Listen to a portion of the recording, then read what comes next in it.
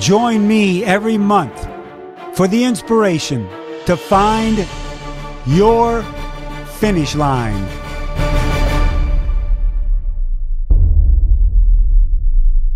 Hello, everyone, and welcome to another edition of Find Your Finish Line. A big thank you to our presenting sponsor, Active Ice, the official topical pain relief partner of Ironman. Fast cooling gel. Man, you got to put this stuff on before you head out for your workouts for all those aches and pains. It truly works. You can find it on Amazon, at Walmart, and Ironman.com. Find Your Finish Line is not only about you being able to find your finish line at a race or an event, but in life. We've got to find finish lines every day to get through the day.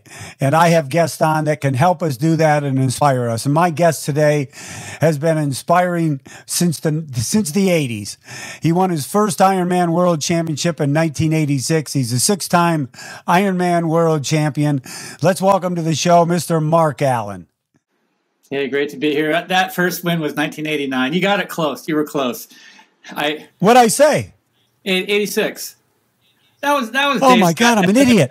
That was that other guy. I'm an idiot. Because look at, my first year was 89. I've never made that mistake in my life. So I even got the 89 poster here of you and Dave. I don't believe I did that.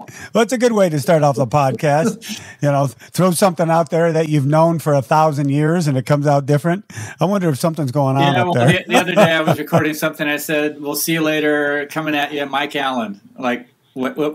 I didn't even get the name right. Really? Maybe I was channeling you, Mike Reilly, Mark Allen. Who knows? We were separated at birth anyway, so who cares? Yeah, that's right. We were. I brought Michael Lovato up on stage. He was top 10 in Kona one year. I think he was like 9th. And I had just gotten off the phone with my brother Patrick right before the ceremony. And for some reason, when I brought him up, I go, "All right, Patrick Lovato from the USA." He almost flipped me off as he was coming up on stage. Like, "What are you? Oh my God, I'm sorry, Mike." He goes, "Why'd you call me Patrick?"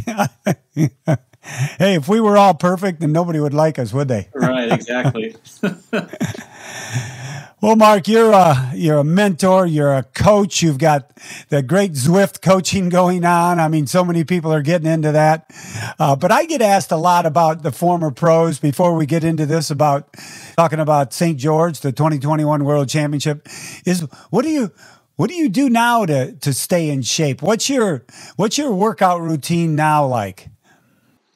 Well, the answer starts with the goal, and the goal for me right now is really to live a long life, a healthy life, push that slide, to the end day where I take the last breath, push that out as far as I can and have a real good quality of life along the way. And so for me, basically, I kind of have this goal to just each and every day do some kind of exercise. For me, a lot of what I do is I surf. I live in Santa Cruz, California, 2 blocks from a really great surf break. So throw on the wetsuit, walk down, paddle out. Don't even have to get in a car. That's my part to reducing carbon emissions. But I also really focus on doing strength training consistently because, us old guys, we lose that muscle. I know. And, you want to look good going down the beach. So anyway, I do strength training because that really, really helps keep everything toned and makes me feel like, when I actually am out there doing any cardiovascular work, I can actually still do it. I also do a little bit of walking/running. I actually started doing walking during COVID because I had time and I realized, this is actually a great exercise. And then as you mentioned, I do some rides indoors only nowadays. Every Tuesday night I ride on Zwift at 6 o'clock Pacific time. And so I just really mix it up. And for me, that's also important as you kind of age up. I have found anyway, if you're doing one sport all the time, you kind of end up, you can dig a rut and at some point you can get injured. Look at old runners. A lot of them have had a lot of recurring injuries. However, if you're mixing it up as triathletes or someone like me does, you never quite dig that rut deep enough. And so it really feels like you can also avoid getting injuries. And at my age, consistency is king.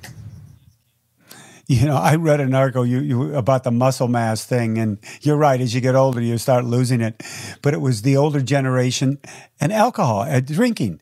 And the article, I had no idea about this. When you're younger, you have more muscle mass, and muscle mass retains water. You're much better hydrated. So you could drink more. Well, all of a sudden you get older, you've got less muscle mass and sometimes more fat cells, and they don't retain water. So when I've got friends that go, well, let's have a beer and then a water beer. I go, it's too late for that because we just pee it out. There's nothing keeping all that water in. So the muscle mass goes through lifestyle, through working out, the whole deal. Well, and also, on the science level there, alcohol kind of competes with a lot of the same stuff that protein metabolism does. And so if you're drinking a lot of alcohol, it also inhibits your body. It slows your body's ability to rebuild that muscle that you break down during workouts. So it makes it harder to actually lay down that lean muscle mass. But, old person, well, yay, you're a cheap date. Doesn't take much, right? Yeah, really. One glass of wine, we're fine. That's all it takes. Okay, well, Mark, you're not really my guest. You're my co-host because we're going to go back and forth and talk about the 2021 Ironman World Championships, which is held May 7th of 2022 in St. George, Utah, which they call the land of endurance. But I want to start with you before we get into the male and female pros. Let's start with the area that everybody's talking about. It's the course. Why do you think over the years, even though the course has been difficult, that St. George 1 has had a draw? People love doing it. But why is everybody just so, filled up with worrying about the course? People don't talk about it that much, even about the Kona course or Lanzarote or Nice, like you did that. But something about this St. George course seems to have everybody in a tizzy. Well, St. George, the Ironman, and the 70.3 Worlds, as you know from past September, it has kind of a 1-2 punch. Not only is the bike hilly, but the run is hilly. There's over 7,000 feet of climbing on the bike, and I think over 1,500 or so at least on the run. Kona has about 5,000 and about 500 or something. So it's a significant difference. There are hilly Ironman races around the world, but almost all of them, other than Ironman Wales, have relatively flat run courses. So, for example, Nice has a little bit more climbing than St. George, but the run's flat. And the same with Lanzarote. It just doesn't have the same difficulty of the run. And so it just adds this level of complexity because you can go hard on the bike, you can put time on your competitors, but you cannot float through that run. You still have to have so much reserve to be able to run well. And so that really, for me, brings up an interesting question. It's like, who's best suited for that course? And looking at 70.3 Worlds in September, as you know, Mike, you were there and you saw Gustav Eden and Lucy Charles just absolutely crush. They crushed because they had good runs. And if I sort of go into my historic memory banks and I look back at the races in Kona that were very windy, meaning very, very tough course. As you know, if there's more wind, the bike in Kona is much harder. The toughest windy days were the ones where the best runners won. Those were not the days when the best cyclists run. Who were some of those? Well, Heather Fear and Lori Bowden, they both won on very, very difficult cycling days, which is kind of counterintuitive. You think, hey, if the bike's really hard, then, the cyclists are going to crush and the marathoners are never going to catch up. Well, maybe the cyclists put a lot of time on the good marathoners, but it took so much out of them that they just had nothing left for the marathon. St. George, if you have nothing left for that marathon, you're going to go, I had the wrong strategy to try to get a 5-minute lead or 10-minute lead off this bike. Well, Mark, so many of the pros, they're thinking 10 on the male side, 10 on the female side, I'm thinking about, a lot of them have the same running ability. They're really not that separated that far apart on their times or the races in the past that they've done with those types of times. How do you think that's going to play out then? Would someone go, he runs about the same as me. Should I try to get off the bike, 12 minutes before him or before her? You think that type of strategy is going to come into play? When you're a professional, the differences are very, very small. Granted, the the men, the women, they're working at 99.5% of their genetic capacity, and they're all kind of, in a very narrow, rarefied air range, of course.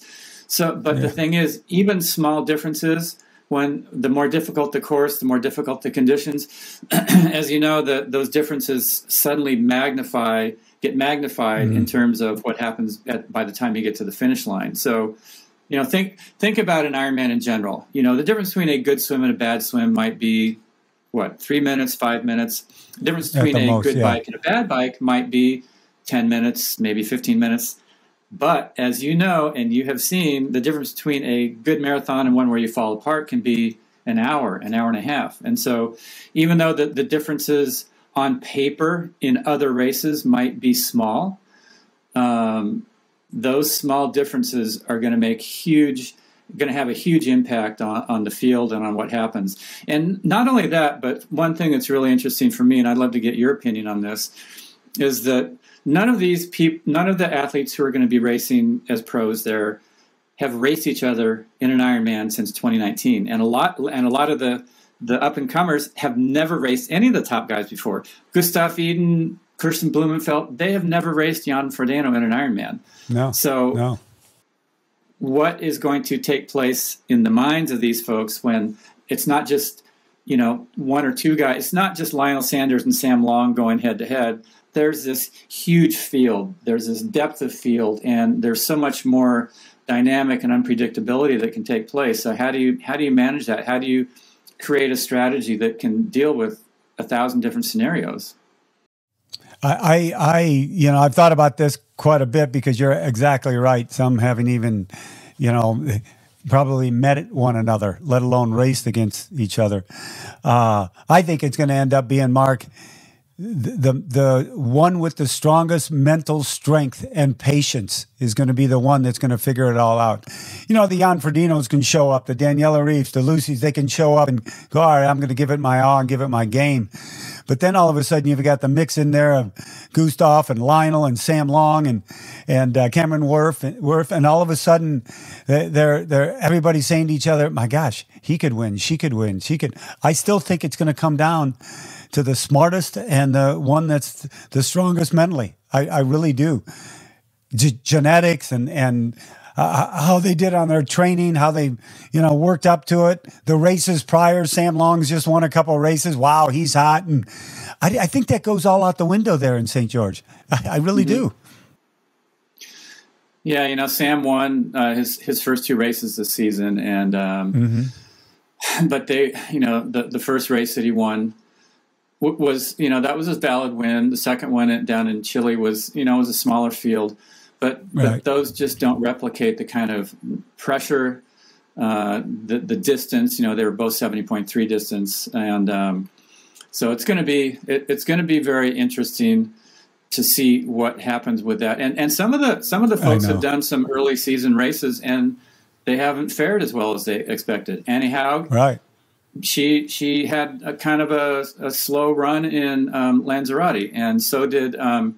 Christian Blumenfeld in Dubai. He kind of probably went in there thinking he could win it, but he even admitted in interviews that I saw that he goes, he had some mechanicals on the bike. He said, even without the mechanicals, I would not have won. He said, I was just off the pace. And so here's a guy who's a gold medalist. He was the WTS champion last year, gold medalist last year, WTS champion last year, Ironman Cozumel, as we know, running a 2:35 or something. And he has a lousy day. So it just shows the unpredictability. And if there's mechanicals, you've got to have a little bit of luck on your side too. So Mark, before we get into the specifics of who they are and who's going to be there, how would the early 1990s Mark Allen train for this race? Knowing the course, the conditions, the competition, how would you train for this, baby? How would I train for it? That's a great question, Mike. I would draw from my experience racing the Zofingen duathlon.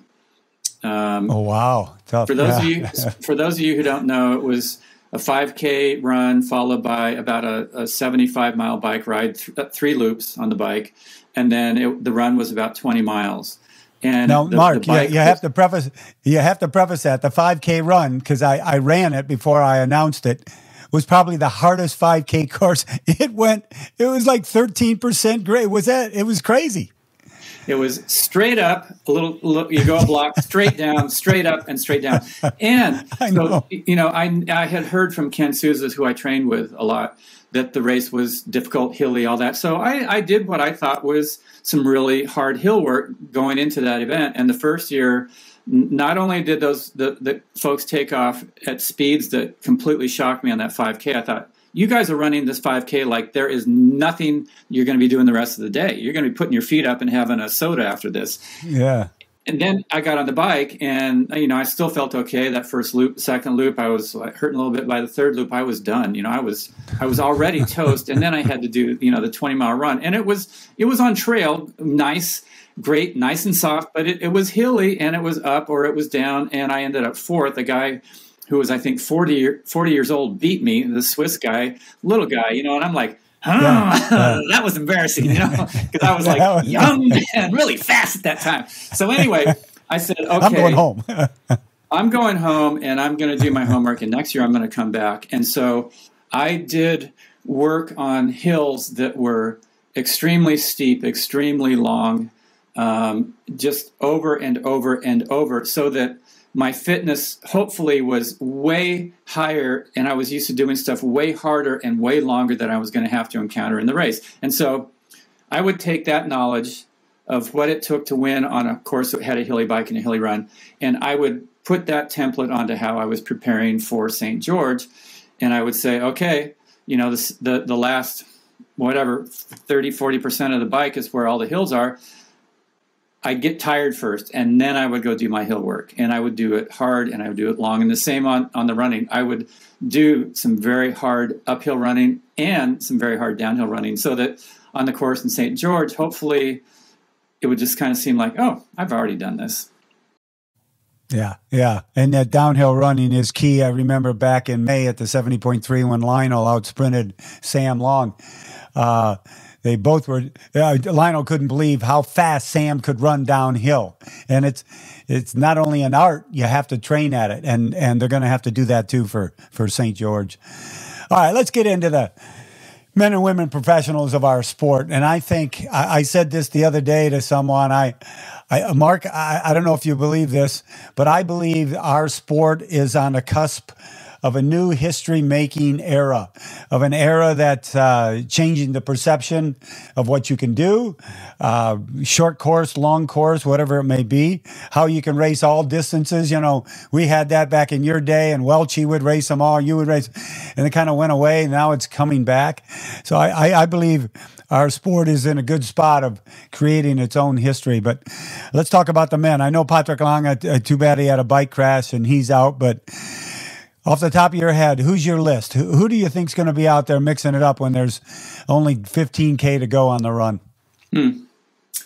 Well, let's see. Let's start with Gustav Iden. Clearly, he excelled on the course in September 70.3. He excelled in Ironman Florida, going sub 8 hours in his first Ironman, having a very solid race there. I know that he's training in the Sierra Nevada over in Europe and doing some workouts. I actually watched a 35-minute video, day in the life of Gustav Iden, training at this training camp he's at, or that he was, that he's preparing for St. George at. And I think on his run he did like an hour uphill, and then he did intervals for the next hour, and he ran 27 kilometers uphill, 2 hours of running. The dude is going to be prepared. And he even after Ironman Florida, he goes, it was good, but I have a lot to learn. And so that to me is like a guy he knows he's still on that trajectory to go way up from there. I think he's poised to definitely be on the podium, if not top of the podium. His countryman, Christian Blumenfeld, again, Ironman Cozumel just blew everybody away. Granted, the time 7:21 or whatever, it was a downhill swim, and maybe some of the course was short. However, Just an amazing, blistering fast time. And they train together, you know. They're not going to make mistakes, and they know what it takes. They see each other. They elevate each other's performance in their training, which then will carry them into the event. Jan Frodeno, if he is on the start line, he will be ready. But to me, that's a big if. And you know, I'm not convinced that he will be on the start line. I've heard from people that he's going to be there. He's fired up. He's ready to go. He's going to be there. But you know, I saw a post of him skiing kind of late in the preparation part of the phase that, in my opinion, would be a time when you're going to be swimming, biking, running, and doing nothing else other than that to get ready for St. George. Nothing that would risk falling and getting injured. And so part of me is like, either he's messing with everybody, kind of going, oh, you know, I'm kind of cavalier. I don't care about this. And he's just crushing, or he's not going to show up. Of course, you've got. I got to stop you. I agree with you. I had a thought of it last night because I saw another post of him skiing. And I go, you know what? He's lying in wait. He's just fooling everybody. He's just out there. It's Jan. You're right. If he's going to be at the start line, he's going to be ready because that's who he is. So maybe he is just kind of pulling the wool over everybody else's eyes. It's part of the game. That's for sure. Yeah, and I think he was skiing in Andorra, and I trained in that part of the Pyrenees when I was competing. And you cannot find a place more hilly. It's either up or it's down. And so you like there's a training center that's at about 2,000 meters. That was for the French, all the Olympians going to the Mexico City Olympics. And so they needed to train at altitude. They put this training center at 2,000 meters, 6,000 plus feet. 6,000. It's at the top of this huge plateau. And so from the top, all you can do is go down. And so you do a 25-mile ride, and you've got 12 miles downhill, and then you've got 12 miles to get back up home. And the same with running. It's all up or it's all down. So indeed, he's in the right place to get ready for St. George. Not only will he get the altitude adaptation, but he'll also, you know, he's definitely getting his hills if he's serious. And maybe he is pulling the wool over everybody's eyes. May 7th, we'll know for sure. Yeah, we'll know. So you mentioned Gustav, Alistair, Christian, and Jan. Who else is on that list with you? Well, for sure, Sam Long's got to be in there. You know, he swears that he's improved his swim, and if he has a great shot. Simply because he can bike and run with anybody, but he can't afford to be out of the water 5 minutes back of you know, speedsters like Eden or Jan Frodeno or Christian Blumenfeld. So if indeed his swim has come around and he went to Tucson and has been working on it all winter, he's got a valid shot for sure. He's fired up. And when he saw the two Norwegians post their Ironman times last fall, I think he had a little bit of a mental breakdown, like, oh my God, I need to get serious. And so he, as you know, he canceled his Christmas plans and he just started digging in. So Sam, Lionel, we'll see. You know, he's been working with a very wise coach, you know, and completely changing his training around. And so a talent like Lionel, and, you know, you said patience and mental fortitude. Well, I don't think there's anybody tougher than Lionel. I would not see. If I was in a bar with Lionel, I want him on my side. If a fight broke out, he's the type of guy. Yeah, I think you'd have to kill him just to win. You know, because he's going to keep coming after you. That's why I think everybody is enamored to him, because he's that every person's working person that goes out there every day, you know, carries that briefcase out of the house and goes to work and does it in a blue collar like fashion. That's why I think he's got that great following. And everybody always wants to see him do well, because they know he may possibly not be as quote unquote talented as some other people out there. But that's just Lionel. Don't you think so? Yeah, and I get notifications when he goes on Zwift, and sometimes I see him at all these crazy hours, like This guy's training day and night. I swear, crazy. Let's see, but it's a huge field. There's Daniel Beckegaard. There's a lot of people. I don't know if Daniel's going to be there, but anyway, there's just a lot of talent. I don't know if Alistair is good or not. Alistair, you don't know. Who do you think your dark horse would be?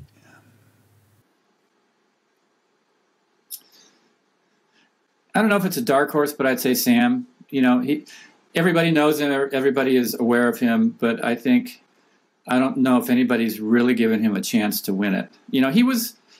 He was second at Ironman 70.3 World Championships on St. George Court in September. There was only one guy who was faster than him, and that was at a time where he had not focused on his swim. So I think if anybody's made a jump in their ability that people haven't seen yet, it is going to be Sam.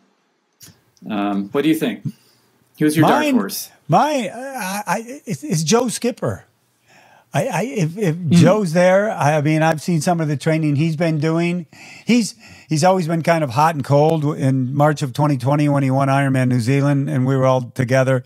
He had the race of his life, and he's had a couple good events since then, and others not so good. So I think Joe, even though he's a little older than Sam and he's still trying to figure it out. But he's just, I don't know. I just think of him as my dark horse, and it wouldn't surprise anybody if all of a sudden he finished third or fourth, or just because he's a talented guy. So that's my dark horse.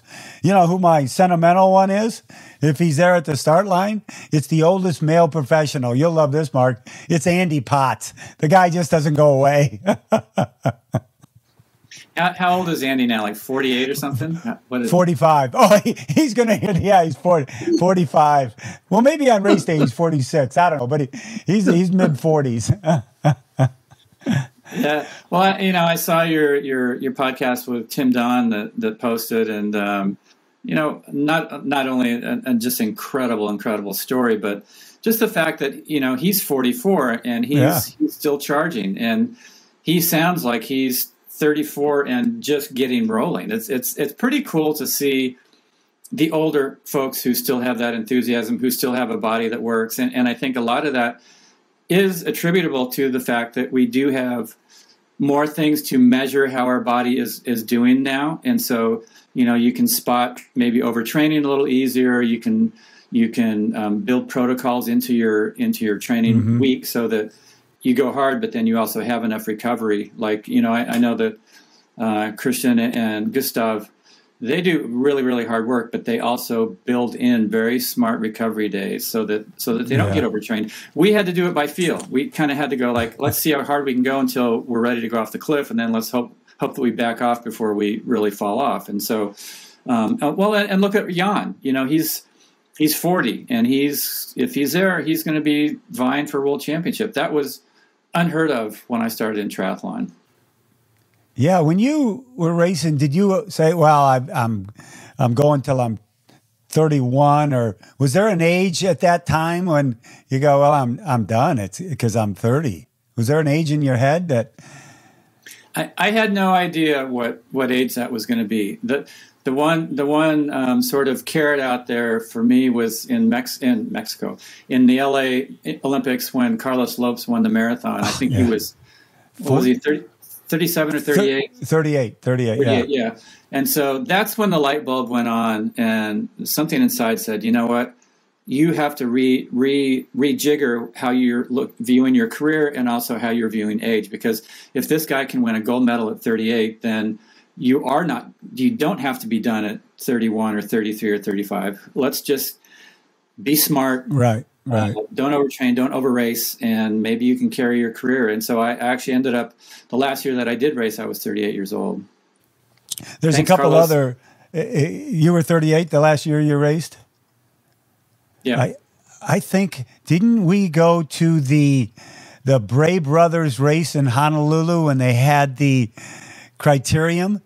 I think that was one of the last events that you did or you were at.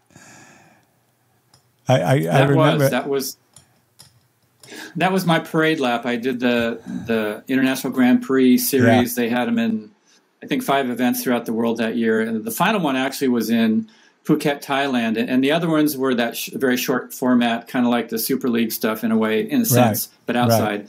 However, the last race was a straight Olympic distance, non-drafting, and I actually finished second to Simon Lessing. I was closing, and I got within 12 seconds of him. And all the other guys who finished third and down, they're like, dude, why are you retiring? I would have given my left toe to like finish 12 seconds behind Simon Lessing. The dude's a badass, you know? And so anyway, but I knew it was time. And the weirdest thing, I'll tell you, Mike, the weirdest thing was when I was packing my bike into the bike case to fly home after the event. And I go, you know what?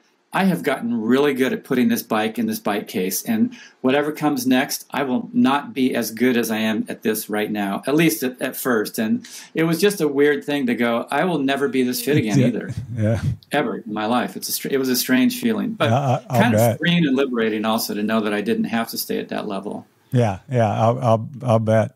And there's two other men in the race that if can make their mark because they're from New Zealand. I don't know how much they've been training, but Braden Curry and Mike Phillips, who have both won Ironman New Zealand, they're just kind of sleepers. Braden's just one of the best all-around athletes. He's won the, race across the coast to coast in New Zealand and won Ironman New Zealand. So my eyes kind of looking out for those Kiwis, and they've had a tough time down there and with the restrictions and everything. So I don't know how much they may have been training, like insanely amount of training, because that's all they can do. So we'll see how they do.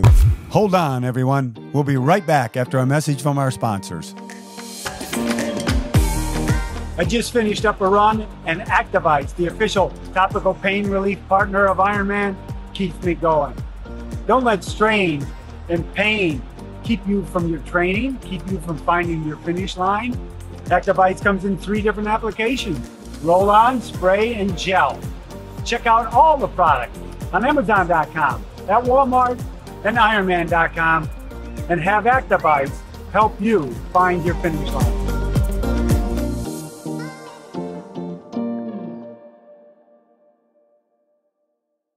Mark, I never asked you about Oceanside. I mean, Oceanside 70.3, I'm jealous because you were there and I wasn't there, which it kind of pained me for a little while, but I was with family and everything worked out great.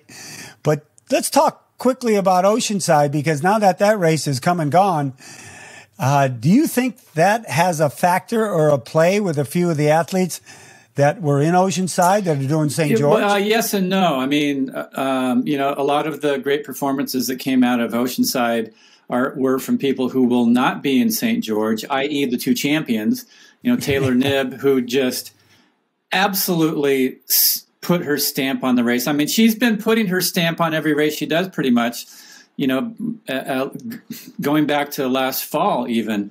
But she really just took control of the event right from the swim for the women.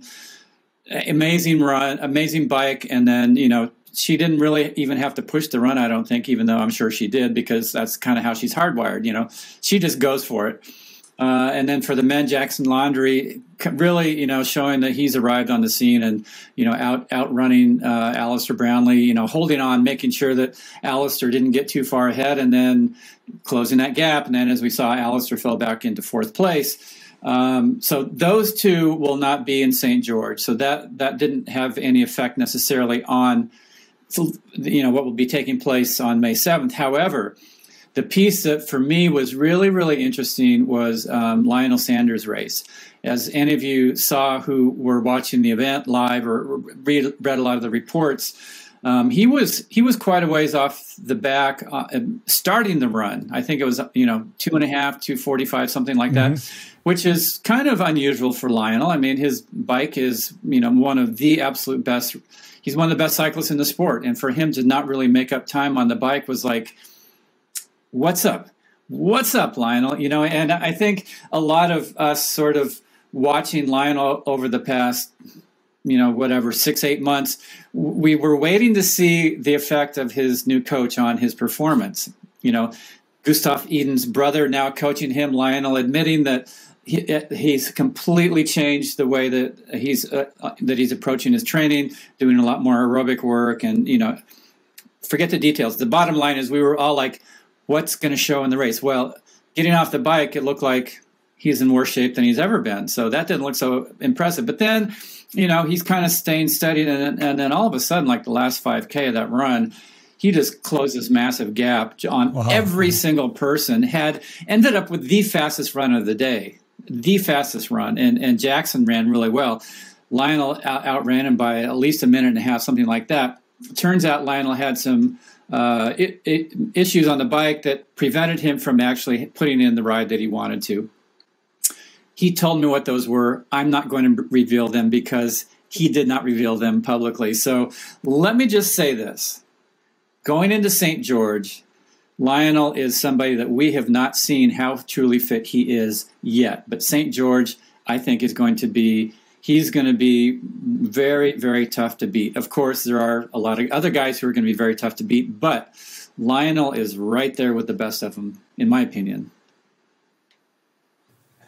Mark, you got me all excited now for this race even more. I mean, I've been thinking about it for so long, and I don't know if it's because we're in a new place, we're in a new land, we're on a new course, everything's new. It's like the first time having a world championship, which it is in the U.S. mainland.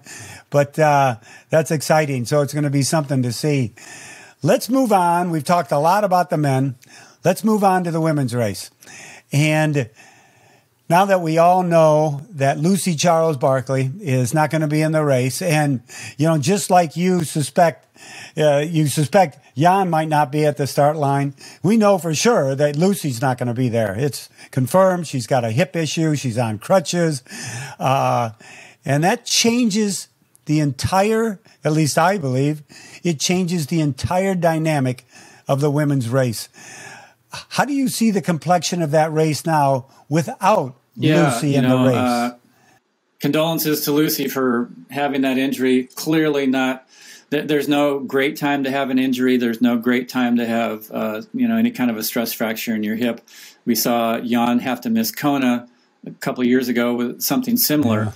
Yeah. And especially the way Lucy had been just building and then having 70.3 World Championship last year, that race with her incredible run performance, everybody was like, oh my God, I can't wait till next May to see what she can do in a full Ironman. Well, we're going to have to wait a little bit longer. What that does is in my opinion, it opens up the door to a very different dynamic of the race, because it's not going to be Lucy Charles out in front and everybody else trying to figure out how they're going to catch her. There's going to be a lot of athletes who are going to be together. For example, you've got the defending champ, Anna Haug, who's going to be coming in hoping to make it a second world title. She didn't have a great 70.3 in Lanzarote in one of her prep races. So is she fit? Is she ready? We don't know. She was experimenting with training at altitude. She came down to that race, didn't have the run that she normally does, even though it was a decent run for anybody else, any other human being. So a question mark there. Another athlete that is really looks like she's on top of her game is Laura Phillip. She had an incredible race in 70.3 Dubai.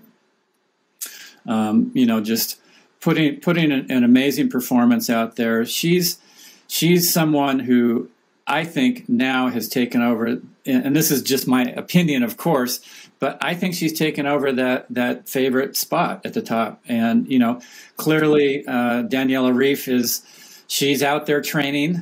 She was going to be going from Oceanside out to Utah or Arizona. I think she's in Flagstaff, actually. And she's getting ready. She doesn't want to go into St. George having another race where things don't work for her. Can she turn it around? I don't know. What do you think, Mike? Well, first of all, I find it pretty surprising. I never thought that we'd start a conversation on an Ironman World Championship on the female side, and Daniela's name comes up third on the list. So I still have this feeling about her that, she should be the one to beat. Whether she will be, I don't know. Her resume proves she should be the one to beat. But we all go on short past history, and Danny's had a tough time the last year and a half or so.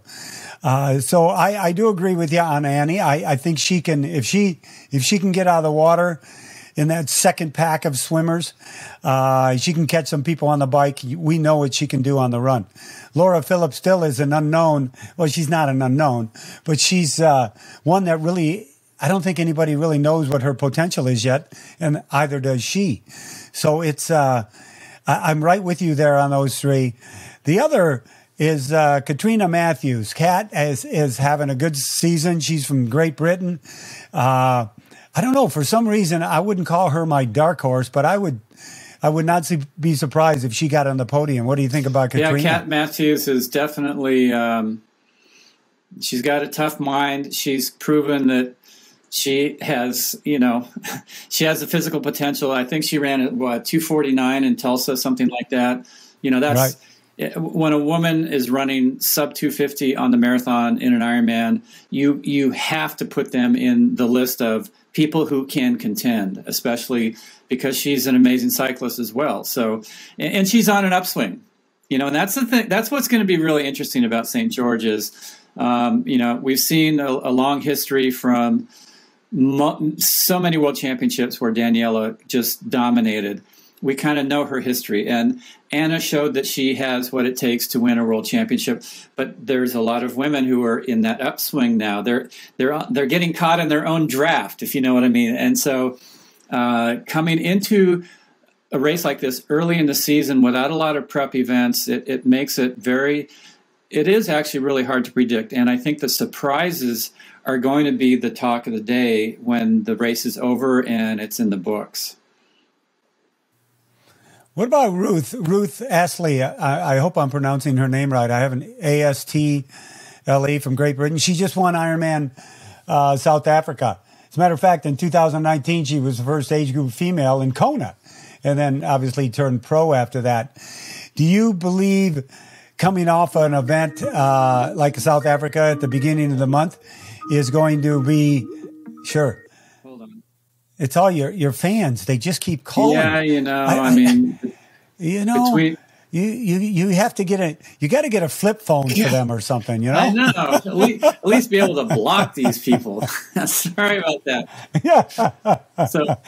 So what do you think about Ruth? Have you followed her very much, or does a win, a previous win like a few weeks ago help her? That's a good question. In my opinion, going into an Ironman with a win from another Ironman, I think the difference is 5 weeks. That's kind of a big ask of your body. Joe Skipper did it. He was doing South Africa to prep for St. George. He didn't quite have the race that he'd hoped for.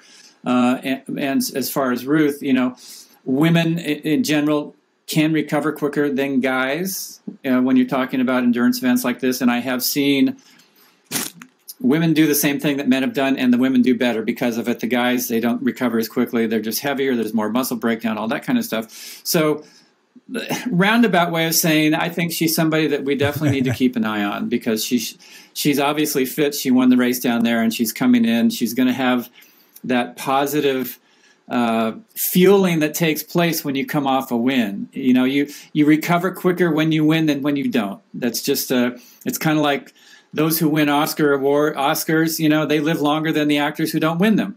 It's a fact of life. And so, I don't want to go into the Oscar thing, but anyway. And so, I think she's somebody that needs to be kind of in the mix, and I'm glad you brought her name up. And if you look at it as someone who was a top age grouper, we have another person who kind of followed that path, and that was Lucy, right? Yeah, exactly. How about on the American side? The Heather Jackson, Sky Munch. How do you think they're going to fare between the two of them? Heather's always got a lot going on, and Sky is, they both had a great battle at Ironman Florida this past November with Heather coming out on top that was a strong race for her. I was really impressed with her race down there. But how do you think those two are going to fare on the St. George course? You know, I'll be honest, unless they have a breakthrough, I don't think they're going to be at that very top level with the top three who end up being in the top, whoever ends up being in the top three, just because the talent in the women's field has really, it's just bumping up in magnitudes each year, and the number of women who are figuring out how to train for every single distance is just, you know, it's very deep, it's very fast, and it's not like everybody's just sort of coming up to just below the top level. They're going beyond the top level. I mean, look at Laura Phillips. She had, I think she ran a 2:44 in her, it might have been her very first Ironman a couple of years ago. You know, fastest run ever. I mean, that's amazing. And then she went, what, 3:53 or something like that in Dubai. Yeah. So, you know, you have these women that are figuring it out, and not only just figuring it out, but they're kind of doing like, you know, Gustav Eden and Christian Blumenfeld are doing. They're just taking it to that whole new level. Remember, on the men's side, we talked about the veteran, 45-year-old Andy Potts. Do you know who our oldest female professional is in the race? Can you take a guess? No, I don't know. Is it Dee Dee? No, she's... Who is it? Yeah, Dee Dee. Dee Dee's not racing. I didn't see her on the list. No, Dee Dee. I think Dee Dee's racing. She might be racing Texas. She's racing something I'm going to. But Meredith Kessler, 43 years old.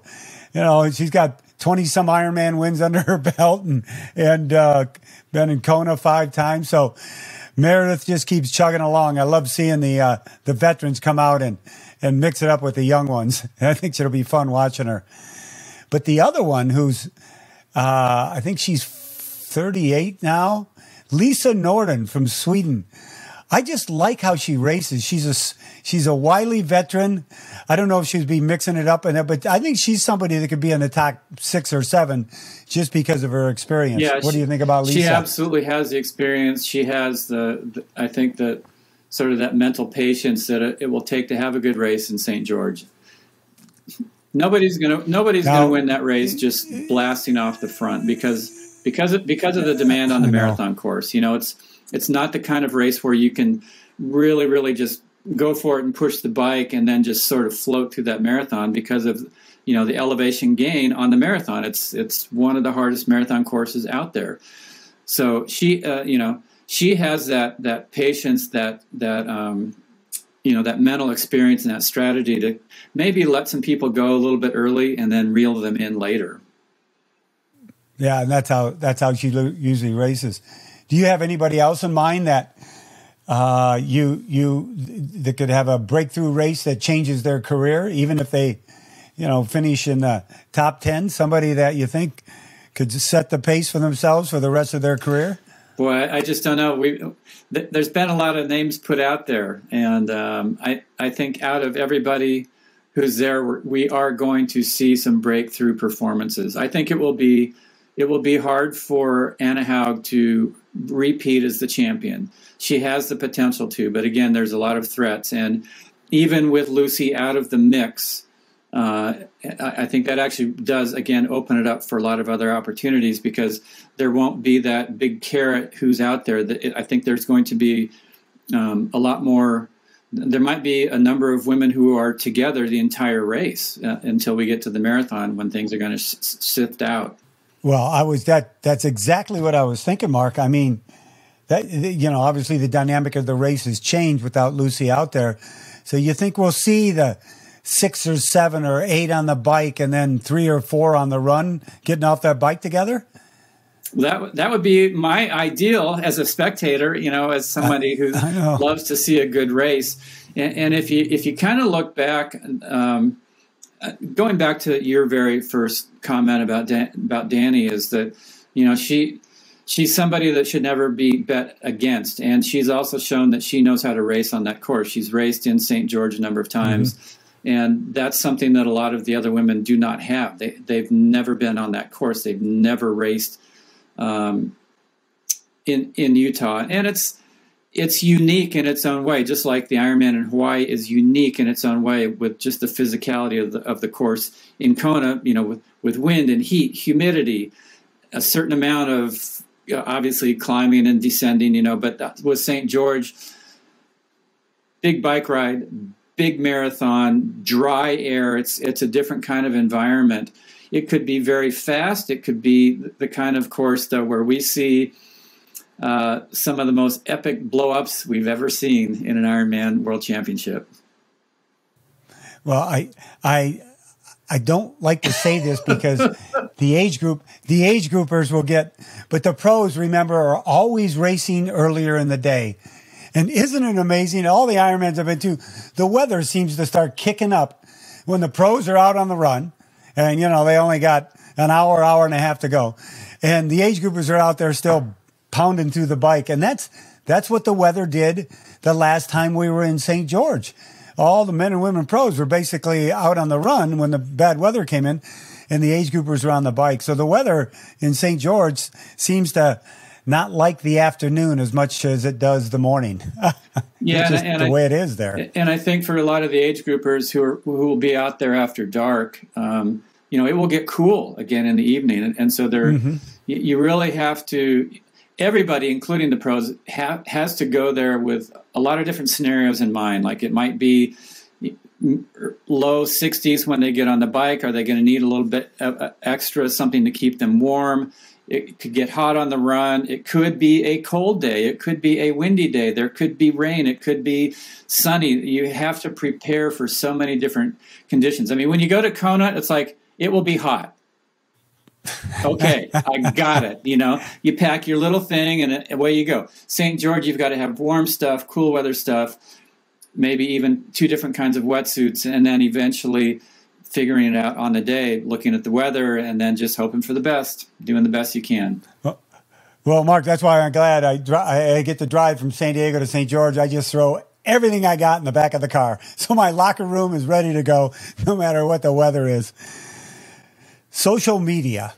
When you were racing, you'd get on the landline and call Huddle and tell him to get his butt over there because you're going for a 100-miler. Let's go. I mean, that's how you communicated and how we all communicated. Now, the social media in a pro's life, do you think it's a help or a hindrance? To me, it would be a huge distraction.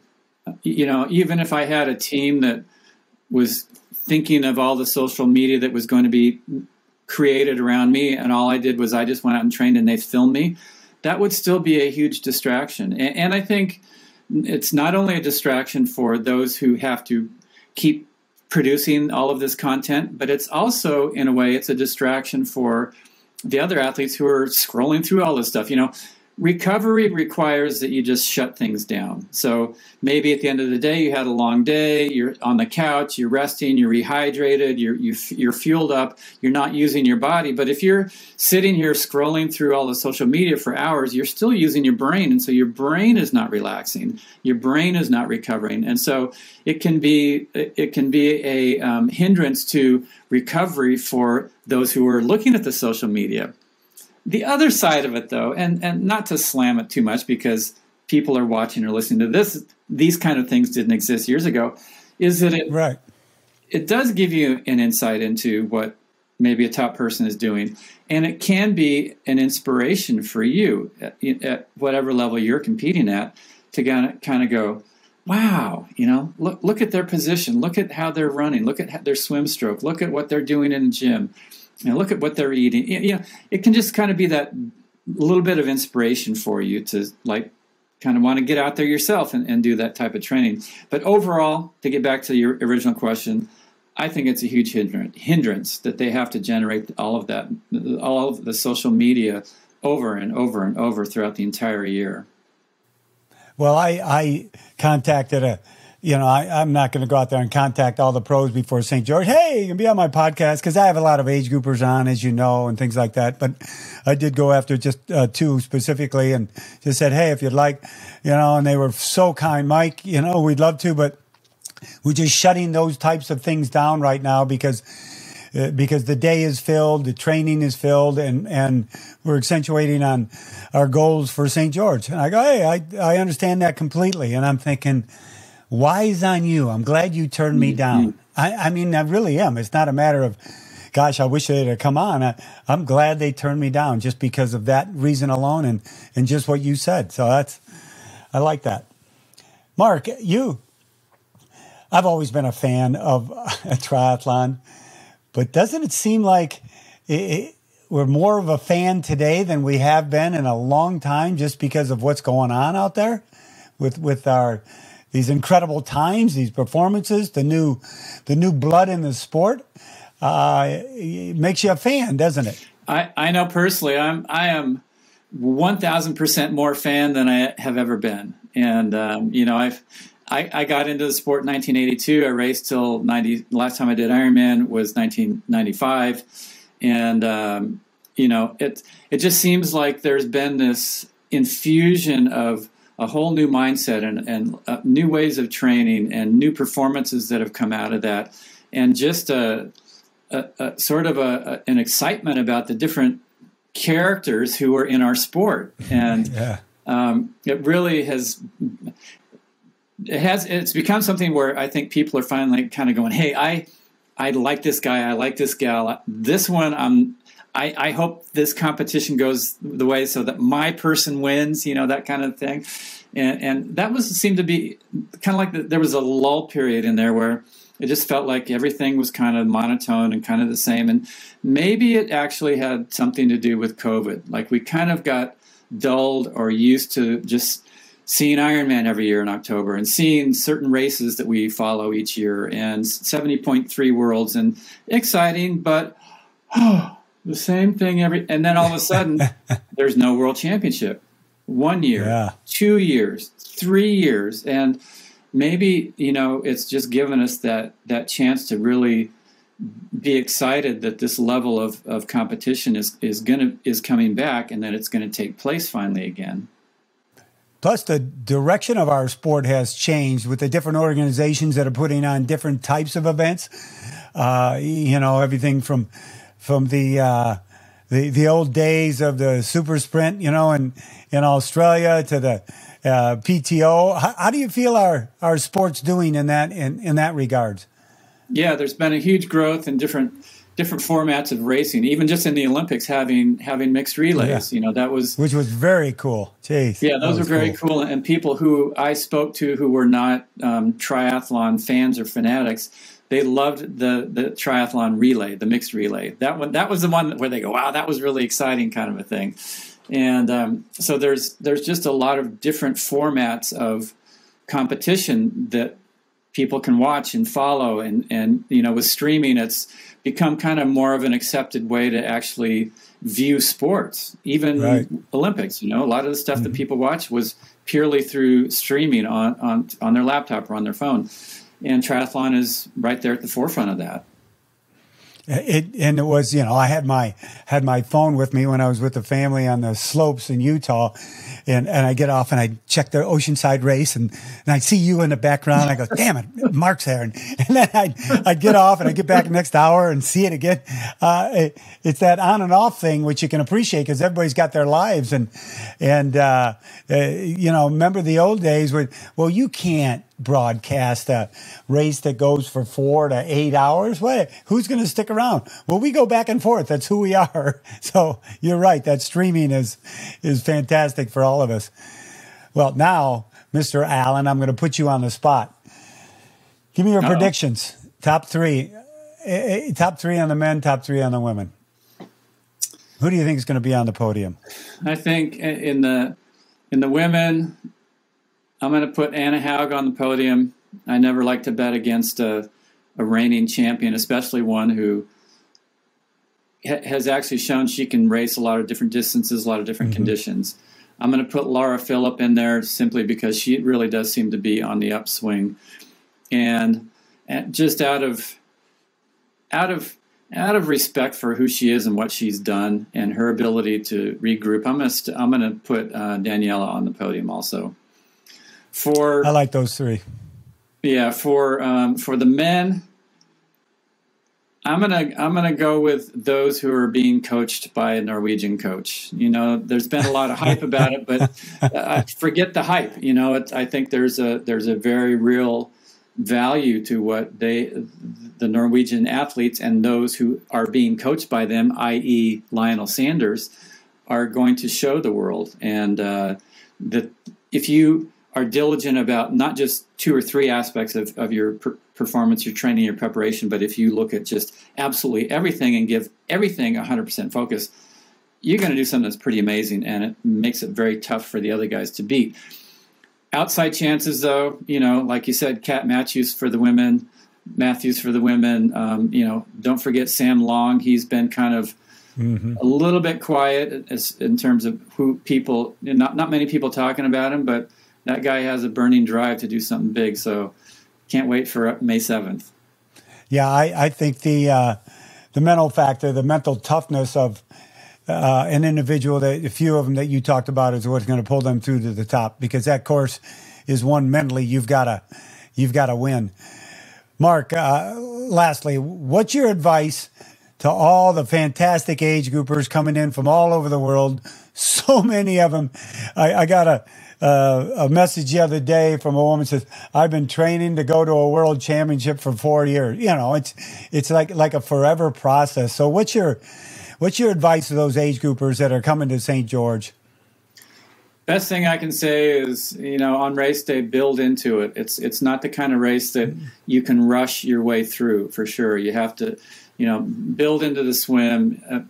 Make sure that your goggles they're fog proof, because you'll be swimming into the rising sun in the first part of that swim. And on the bike ride, you know, the majority of the climbing comes in the later part of that ride. So, you know, take that first part easy. It'll feel easy, but make sure that it really is. And then when you get to the climbs, don't be in a hurry. Look around. That land is so amazing. It's so beautiful. And if you just have those little snapshot moments in your head as you're doing those climbs, it'll completely take your mind off of anything that might be sort of like challenging. And then in the marathon, again, just build into it. Take your time. Know that this is a tough race. This is a world-class course, and that you have been, but also keep in mind that you've done the training for it. Remember all those hours you put in preparation, and know that you're going to get through it, and you're going to cross that finish line. And that there is going to be this guy named Mike Reilly, and he's going to be going, you are an Ironman, Olaf, you know, or whatever your name is. And it's going to be, and there's going to be that Mark Allen dude, and he's going to be going, high five in St. George, everybody. So make it to that finish line. Yeah, please, we need to see you, you know, we need to see you at the finish line. Yeah, I'll let you a high five. I got a bad shoulder. You do the high five, and I'll do the yelling. How's that? All right. It's a deal. Yeah, Mark, that's great advice for the age groupers, because, you know, there's so much trepidation out there about the race because so many have never done it before, but that is fantastic advice. So thank you, Mark Allen, for all your insight. We are one lucky sport to have you in it. Be a part of it for so long. You've added passion and commitment and coaching, and you know, keep up the Mondays with Mark and the Zwift rides. They're fantastic. So I can't wait to see you in St. George, buddy. Sounds great. Thank you, Mike. You're too kind. Appreciate it. Okay, you got it. Thank you again, everybody, for listening to another edition of Find Your Finish Line, presented by Activize, the official topical pain relief partner of Ironman. You can get it in a gel, a spray, or a roll-on. And we will have an Activize and Curad booth at the Expo in St. George. So come by and say hello, get a free sample, and we will be there together. Everybody, take care of yourselves. Until the next time, my warmest aloha.